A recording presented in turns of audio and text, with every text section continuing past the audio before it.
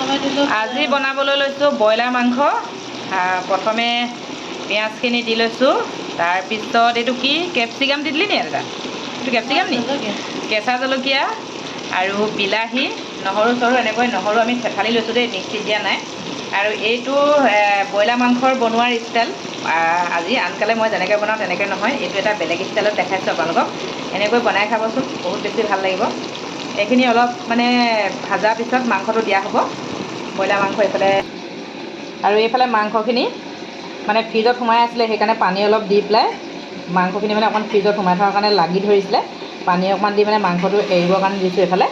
আৰু ষ্টাইলটো অলপ বেলেগ হয় যে, সেইকাৰণে মানে আপোনালোকক মানে দেখাবলৈ মন গ'ল। আৰু এইফালে আলু কাটি থৈছোঁ, লগতে আলুখিনি মানে এনেকৈ থৈ দিছোঁ পকাতে, ধুব লাগিব। আৰু এইফালে আদা নহৰু পেষ্ট অকণমান দি দিছোঁ। তাৰপিছত এইখিনি একেবাৰে ভাজি থাকিব লাগিব, ভাজাৰ পিছতহে মাংসখিনি দিয়া হ'ব। আমি এতিয়া মাংসখিনি দি দিলোঁ। এইয়া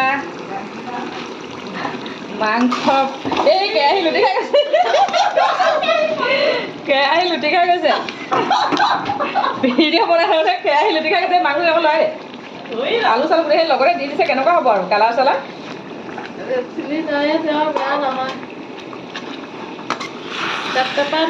মজা।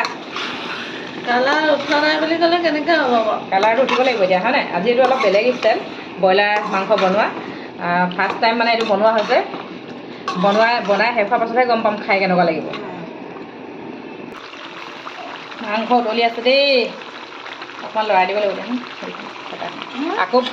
আকৌ কেৰাহী লুটি খাই যাব। এয়া কেৰাহী লুটি খাই।